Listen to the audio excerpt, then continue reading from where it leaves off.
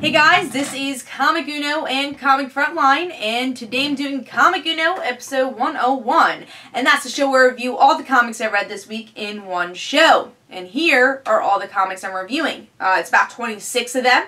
We're going worst pick of the week to best pick of the week. So let's get started. Worst pick of the week, number 26. Number 26 is Midnight Society, Black Lake, issue 1. Now, this is a new Dark Horse book that looked interesting to me. It's about like a monster hunter and a British monster hunter, and it looked cool. But after I read it, the artwork was really good. I enjoyed the artwork, but the whole half of the issue is about these two unknown people fighting monsters, I guess, to like set up the world, and then halfway through the issue you actually meet the main character. So I just felt like there wasn't enough time with the main character. So overall, yes, I like the artwork, but I thought the story could have, needed a lot more, especially since this is an indie book. Indie books really need to suck you in. You don't have Captain America or Spider-Man in your book. So you have new characters. You gotta have that hook, and I just don't think this issue had the hook for me. I just didn't think the structure was that great. So this issue I gave 2 stars, and that was number 26.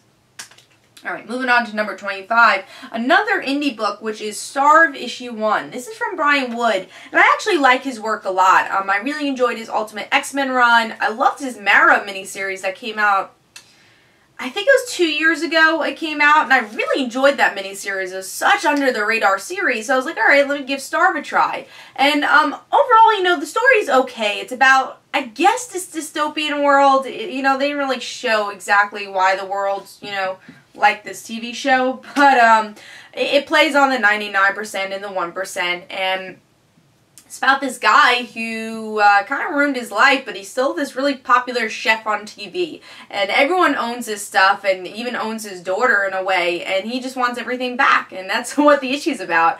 But I think the artwork really makes it go down. It's a bit muddy, the artwork, and it's really hard to see people's faces. The story had potential, but overall, just like the number 26 on my list, Starve just didn't have much of a hook. I did like the guy who had a horrible life, I guess, and wants to get back his life. I thought that was interesting, but it comes towards the end of the issue. The rest of the issue is kind of boring. So, Starve issue 1 from me gets 2 stars, and that was number 25.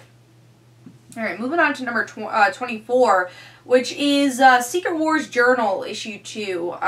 This was not as good as issue 1. I would say even both stories, because both stories are really that great. The first story is promoting MODOK Assassin, and we get to see, I'm trying to think of her name, I always forget it, Misty from, like, Heroes to Hire. She's in this world, and she's trying to get Kraven, and they're trying to get this coin, and whoever has the coin, they have to battle.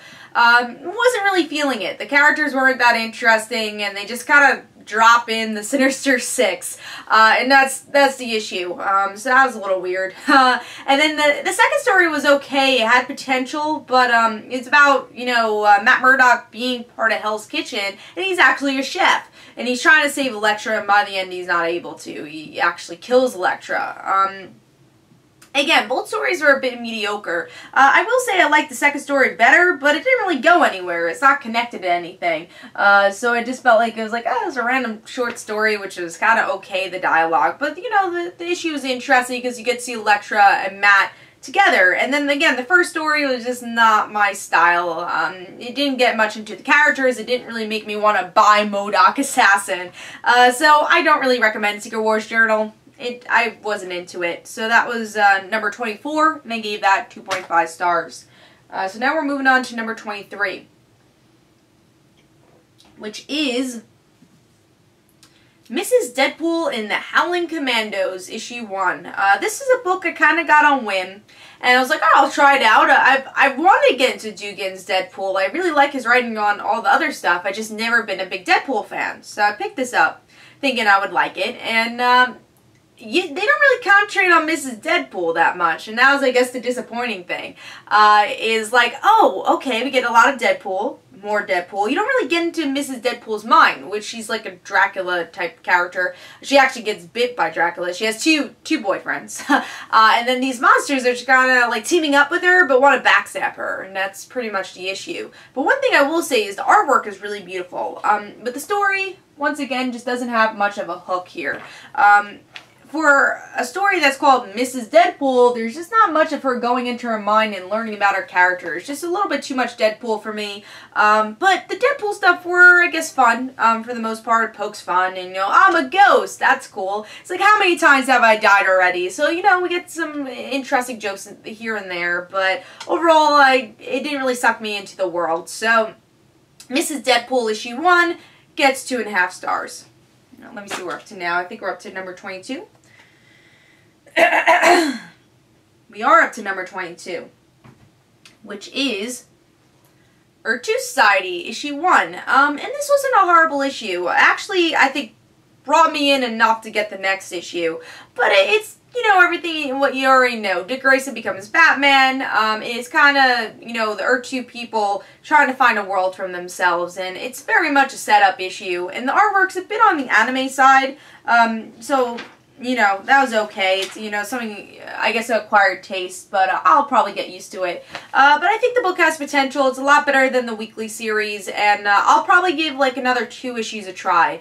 Especially, I want to see Lois Lane again as Red Tornado, and I really like that cover of issue 3. So, I will give up to that and see where it goes. But it wasn't a bad issue, but it's not a must pick up either. So, Earth 2 Society issue 1 gets 3 stars. I think we're up to number 21. We are up to number 21, and that is Marvel Zombies, issue 1. So this is a new book, and I was actually pretty interested in reading this because I've never really read much with Elsa Bloodstone, and I've always wanted to get into her character. But here, there's a lot of jokes that just don't land. Like, there's one character she's hanging out with, and she calls him Shut Up. And I actually got confused. I'm like, are you, like, alright, at this point are you trying to tell him to shut up? Is his name Shut Up? I know his name was Shut Up, but it just kind of got confusing and the joke got old. So that was something that didn't land so much. It's very much British type writing, which is interesting. Obviously, I know she's a British character, but they definitely utilize that dialogue here, which is kind of hard to get used to. But the story I did enjoy was, you know, her with her father and her having to have these shields up for her father to accept her. And I'm interested in learning more about her character as the series goes on. And also the artwork was pretty good too. So that's something I enjoyed. So overall, Marvel Zombies I think has potential, but doesn't really show it that much in this issue. They don't really show the world that much of like why these people are zombies / monsters. I think they could have just shown a lot more in this issue. But you know, I think I'll give the next issue at least a try. But there, once again, was not much of a hook. So Marvel Zombies issue 1 gets 3 stars. Alright, moving on to we're up to number 20, which is a Black Mass series, which I've been enjoying their company a lot, and that's Disciples issue 1. I want to try it out because, like I said, Black Mask has some good series out there, and I want to try out more of their series after reading We Can Never Go Home.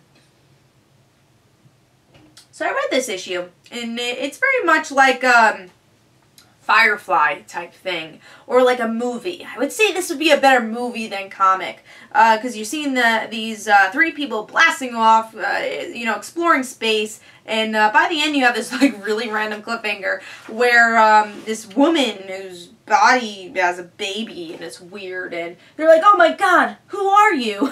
And it's just really weird because there's no build up to this random woman. They're just like flying in space enjoying themselves. Then you just got random woman with like baby coming out of her stomach.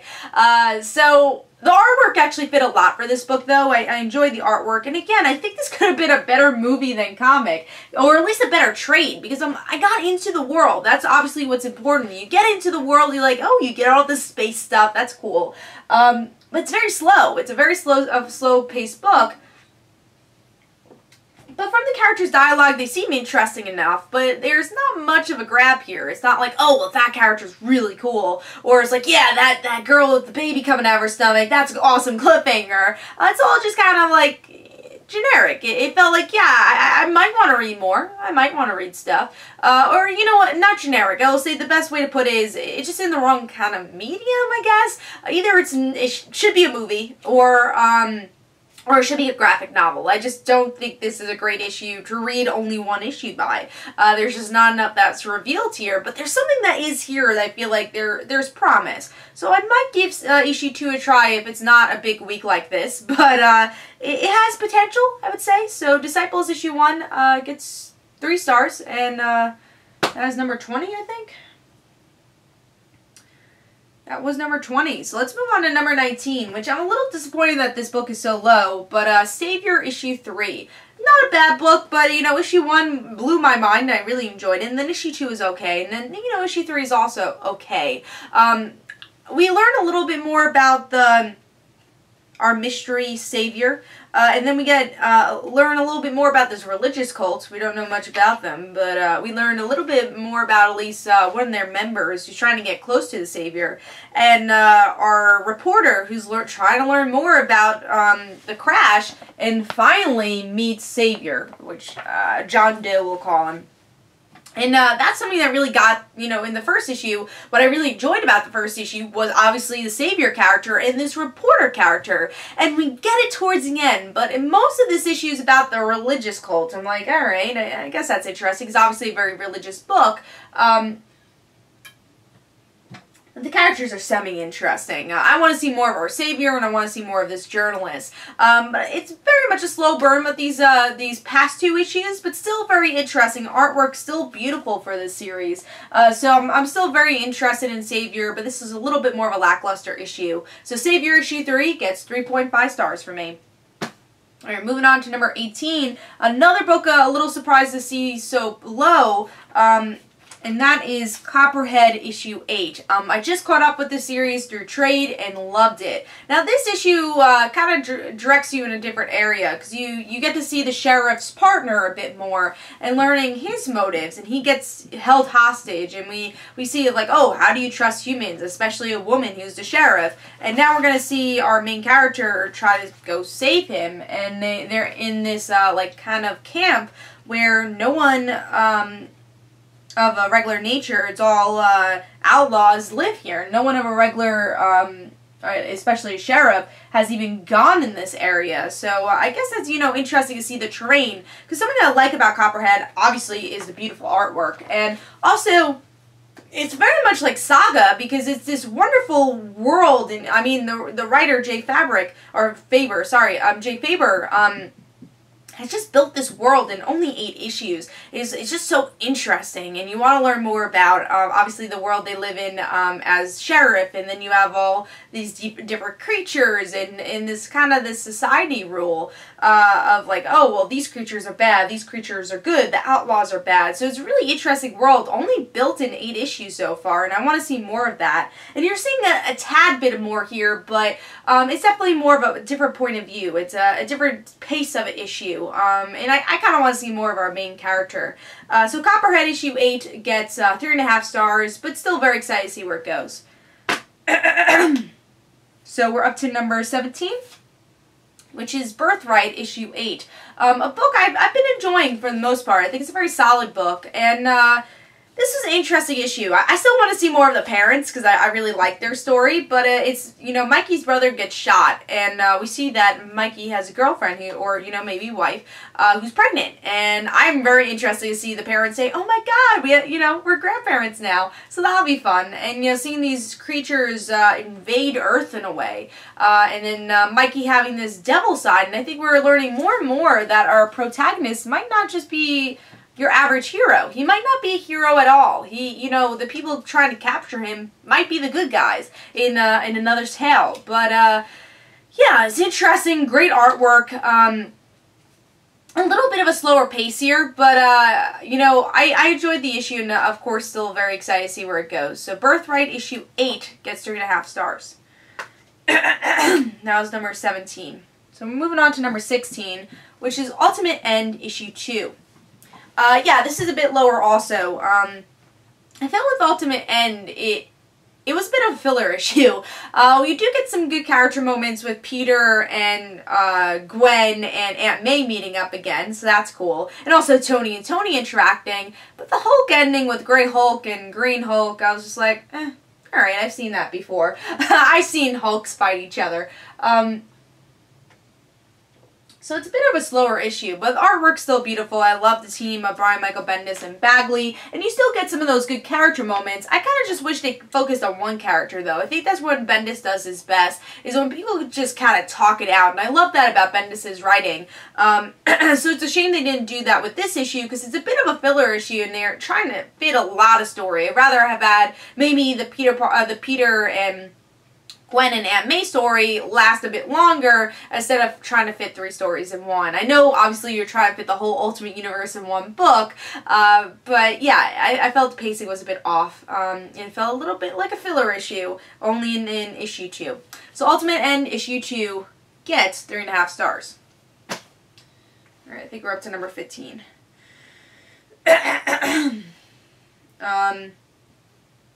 Yes, we are up to number 15 now, which is Inferno issue 2. A lot lower than the first issue. The first issue was actually in my top 5. But Inferno issue 2, I felt cramped reading it. I like the idea that Colossus is able to use Illyana's sword. That's kind of cool. You get to see Nightcrawler turn into a dragon. That's awesome. You get to see Little Cable. So those are really small details, but a lot of the issues kind of on the dull side.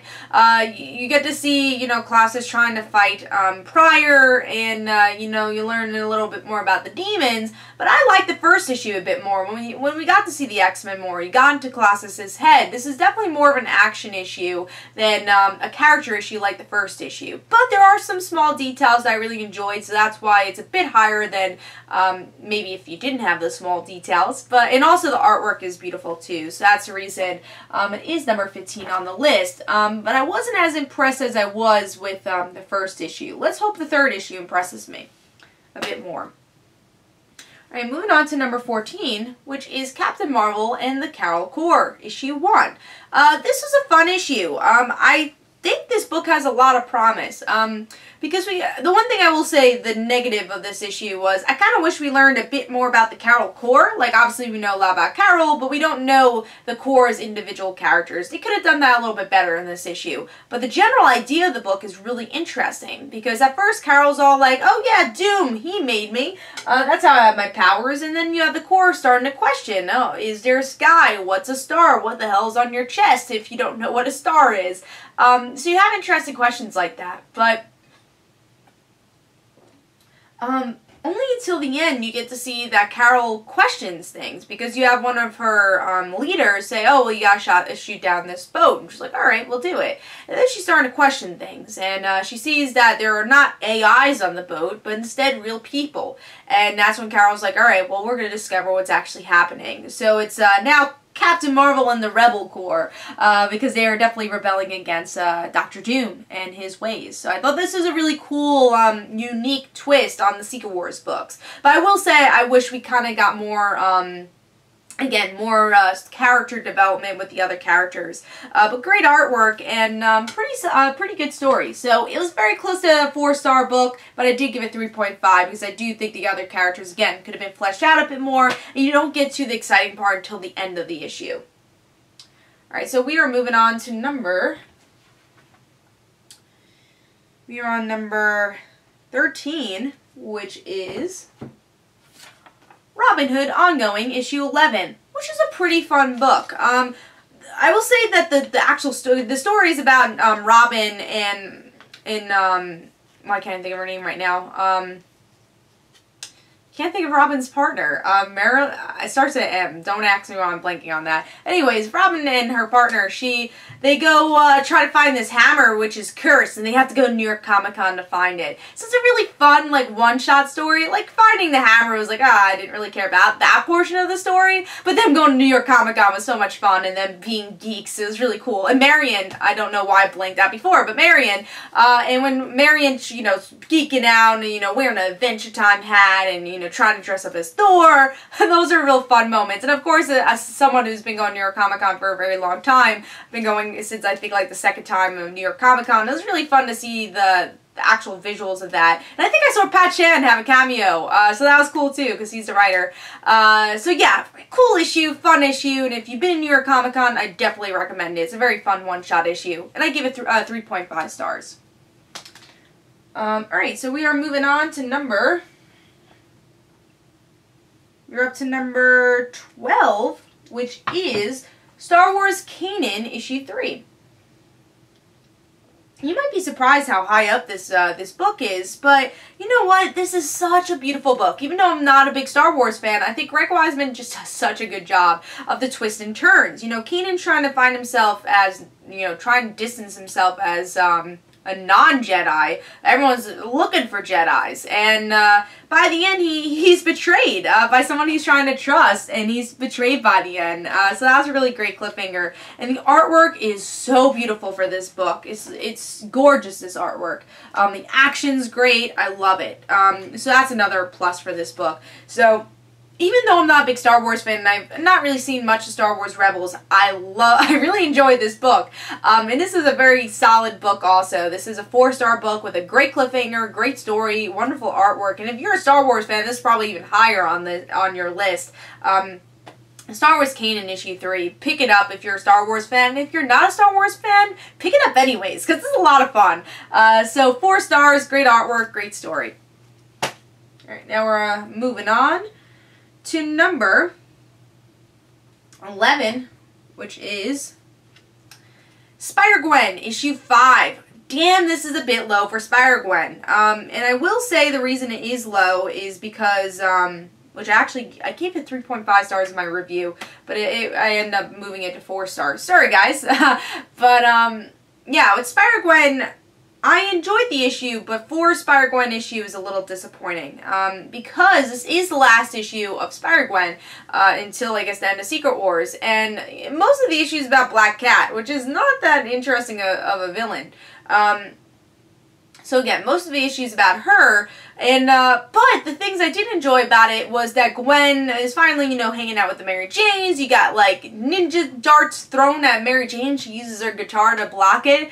And I love a good issue where you get to see the secret identity and the superhero identity collide. And you get to see that a lot here in this issue, because obviously Gwen is with her band, and then you have Matt Murdock trying to fight Gwen, and he ends up knowing who Gwen is. For a blind guy, he ends up knowing her identity.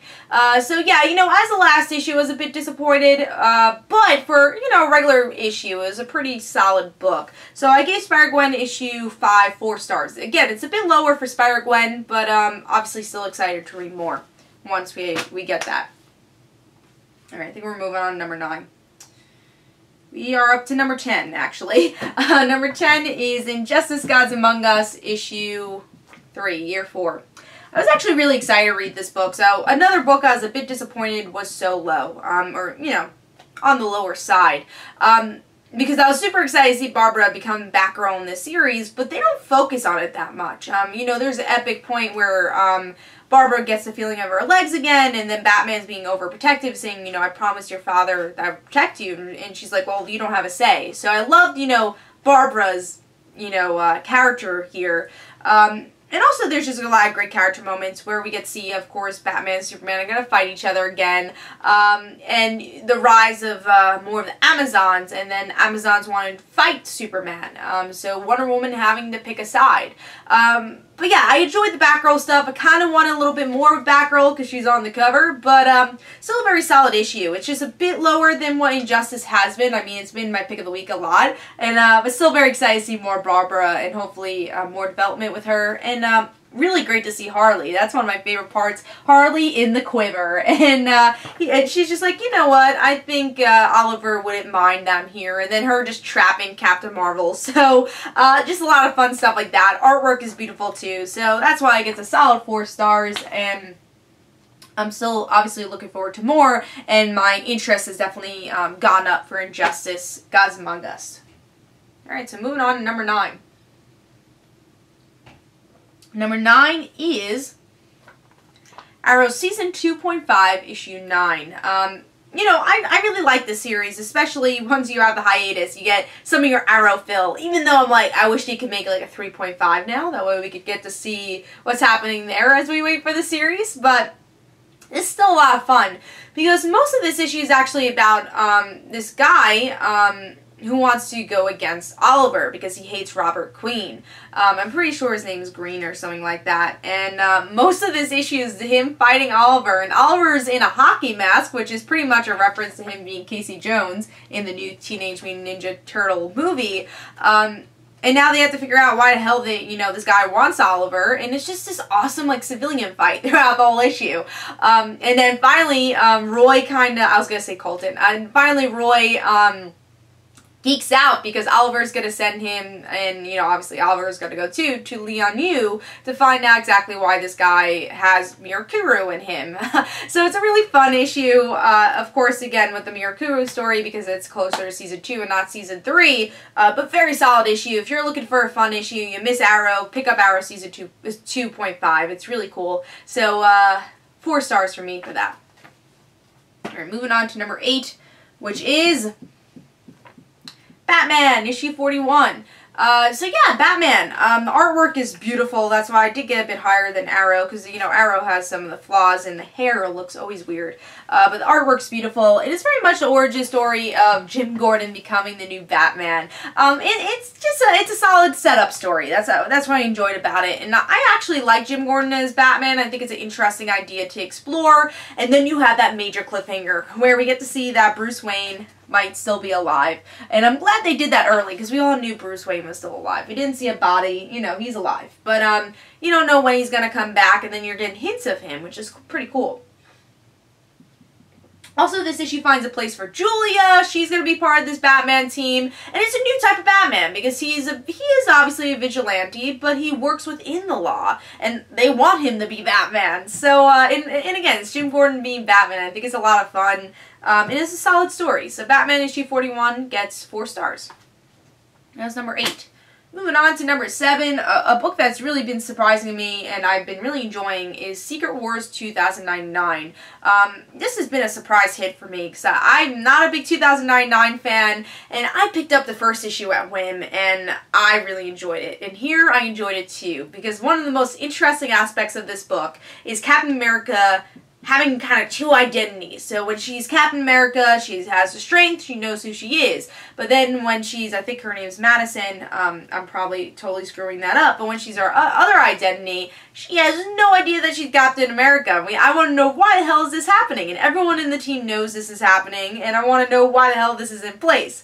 And then we have an interesting cliffhanger with Elektra's daughter, I think, returning, and the Defenders. So Hulk, Silver Surfer, so that was a pretty good cliffhanger. And also, this artwork is pretty simplistic, but I like it. I think it works for this title a lot more than it did for the other Spider-Man 2099 title. But it's just a very solid book, and again, that Captain America story is definitely getting me interested, and I'm glad they're focusing a lot on her.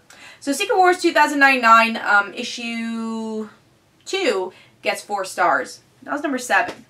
So we're moving on to number 6. Number 6 is Spider-Verse. It didn't quite make it. Because of the artwork is still a bit on another simplistic type artwork, even more simplistic here. Very thin line, which I'm not a fan of, but it's a very fun book. It's not as good as issue 1, because that was my pick of the week, but still a very fun book, as I said. You know, great to see these people have chemistry, except Spider-Man Noir doesn't really fit in, but, you know, he's there. And then them having to go against the Sinister Six, which is going to be fun. But yeah, it's just a really cool story, and I think they picked the right Spider characters to interact with each other. So far, all of them have interacted pretty well, especially Spider-Ham and Spider-Gwen. That's been a lot of fun, and I love that opening with Spider-Ham having to get his underwear on, and he's like, oh, I need to get clothes on. So Spider-Gwen and Spider-Ham have really good chemistry. Norman being the main villain here makes a lot of sense, and I'm really looking forward to seeing where that arc goes. But yeah, pretty good story. I gave it 4 stars, and looking forward to more. This is definitely one of my favorite Secret Wars books. Alright, so now we're moving on to number 5. Number 5 is We Can Never Go Home, issue 3. Finally, this is back on top 5. I loved issue 1. And this book has just been totally surprising me, and I think it really surprised a lot of people, so I'm glad it's gotten a lot of word around. Artwork is beautiful, with great detail, and it's about these kids on a run and people trying to chase them, and we get Madison trying to get her new costume, and she tries on being Wonder Woman. She's like, nope, nope, nope, and I love those comedic moments of the small panels they use here. And by the end, Madison's a bit angry at our other character, and they make up, and they might have a relationship soon. But very cool issue. Again, a lot of fun, kind of one-liner stuff, good character moments, love the artwork. It's just a great book. It's under the radar, but at the same time it's not, but pick it up. We Can Never Go Home, issue 3. And I gave that 4 stars. That was number 5. Alright, now we're moving on to number 4, which is Batman Superman, issue 21. This is a really good issue, and this is one I was just like, pick it up, I want to follow the Truth arc, and I think this was the best for, so far, the Chappie Batman, Jim Gordon, and the Truth arc with Clark, because Clark is just trying to find kind of this shoulder to cry on. He's trying to find Bruce. He's like, where's Bruce? And then he goes to Alfred, and oh my god, this broke my heart. He goes to Alfred, and Clark says, I don't have my powers, but I know something's wrong. I know when someone's grieving. So he sees Alfred grieving, and he sees that Batman's dead, and he's like, who do I go to? So he calls Lois in this most awkward conversation with them. And by the end, you have a cliffhanger of, alright, well, I have no one to really talk to about this, about anything. Let me find this new Batman. So it's going to be Jim Gordon and Clark. And it was just a really fun issue. Again, the small moments with Lois and Clark, and also, Clark finding out that Bruce is not around and interacting with Alfred. It was just a wonderful issue with great artwork. And also even this Lex scene over here with Clark was really well done too, where Lex is like, I hate that you're just this regular guy. Come on. So yeah, Batman Superman issue 21.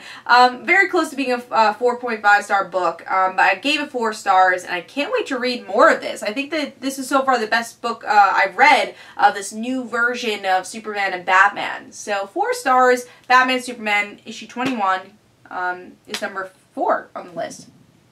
Alright, moving on to number 3, which is Silk issue 5.